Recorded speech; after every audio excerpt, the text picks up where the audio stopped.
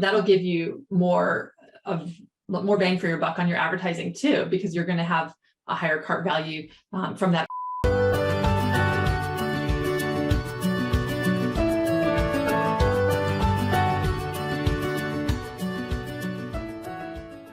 Welcome to this month's webinar. I'm Becky with ClickFluency, and this is a topic that really it needs to be discussed now, even though we're mid-May, because in about 2 months, we've got Prime Day right around the corner. So I'm excited to jump into today's topic. I think it'll be very helpful for you. I hope that you are having a wonderful May. It is hard to believe that it feels like summer is basically here. So I'm in Georgia and there is a lot of pollen and it is getting hotter here. So I definitely can tell that summer is basically right around the corner. But I hope that you're doing well wherever you are. And let me go ahead and I'm going to share my screen. So like I said, we're going to discuss today Prime Day for 2022, because really this is going to be a huge opportunity and you'll see why. And I just think that, it's just so crazy, but time just ends up flying. So a lot of times you have to prepare ahead of time, even though it's 2 months ahead of when it's speculated for Prime Day to be, and I'll share about that later. But yeah, a lot of things, even a few deadlines have passed, and I'll share a little bit about that.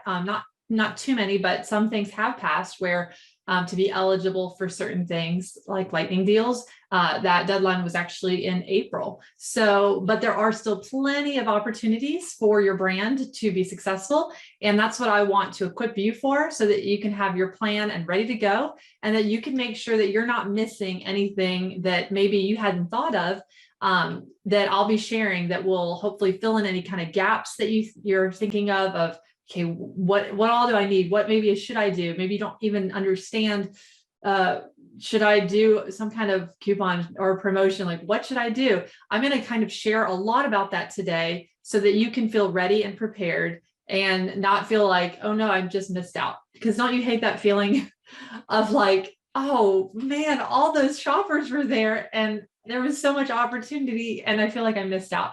No one likes feeling left out or that they missed out. That would be huge FOMO. I know I would feel it too. So, definitely make sure that you're taking notes and things like that. So let me just jump right in. So how to leverage Prime Day traffic. So one of the first things is that you definitely want to stay in stock. That is going to be key. If you are using Fulfilled by Amazon, you don't want to miss out on all of a sudden you've run out of stock. Now, as a backup plan, you could use Merchant Fulfilled or even Seller Fulfilled if you can get the Seller Fulfilled badge. But most ideal is having that Fulfilled by Amazon, that Prime shipping badge. That's how people are shopping. They're usually getting, because they have a Prime account, there's Prime exclusive discounts. They're looking for things that are Prime eligible. So you really want to make sure that you're doing that. The last date that when I was looking for the shipping, like when you need to have things into Amazon, was June 20th. So keep that in mind too. However, I will say last Q4, Amazon gave a certain date of have your inventory in by a certain time, and they ended up adjusting that slightly. So make sure to pay attention in Seller Central to see if they move that up a little bit. To be on the safe side, I would just plan for early to mid June, have your inventory in. And also I would plan to have more than usual. So if you're normally keeping, a slim supply of maybe only 45 days, for instance, maybe bump it up to 60, account for there's going to be more traffic. If you're doing other things, maybe you did get the due date, cut off and you were able to get a lightning deal in, you want to actually have even more than that. If you have a particular promotion that you're running for Prime Day or Prime Week, also that'll kind of need to factor into how much you send in. But just a good rule of thumb would just definitely send in more than your normal amount, account for at least an additional buffer of a half. So if you're normally sending in 45 days, just bump it up to 60. If you're normally sending 60, jump it up to 90. You don't want to send too much in necessarily because of the fees for storage, but at the same time, you definitely want to stay in stock. And another thing is that you want to prepare your listings, especially the ones that are already getting a lot of traffic, your flagship products, your best-selling ones. You're going to want to make sure they're set up to convert. And I've talked about this in previous webinars where I've showed you what kind of images, are great to have for conversions.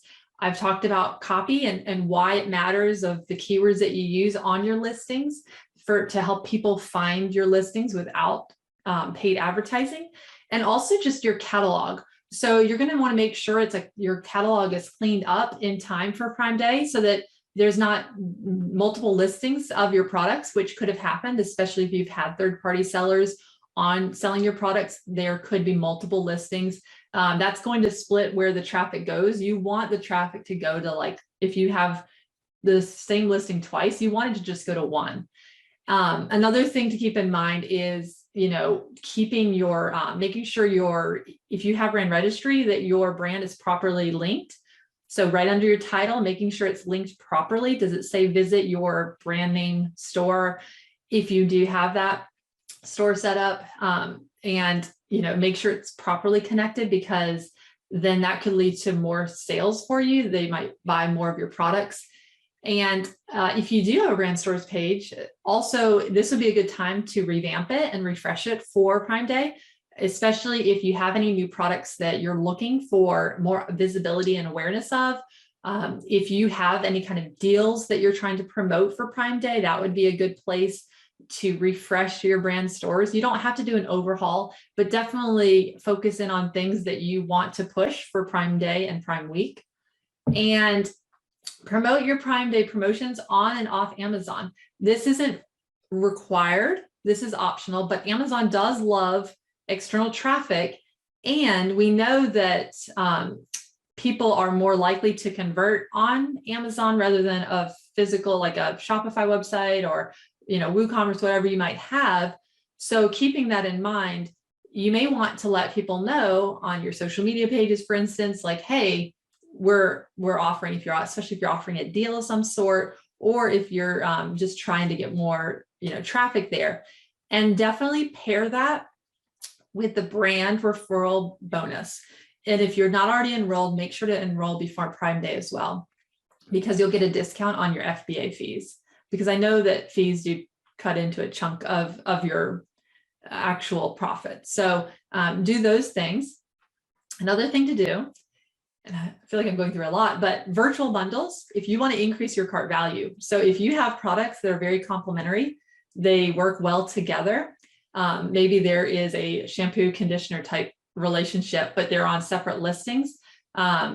You can, or, they're not offered together on one listing. You can create a virtual bundle where you set up a new listing.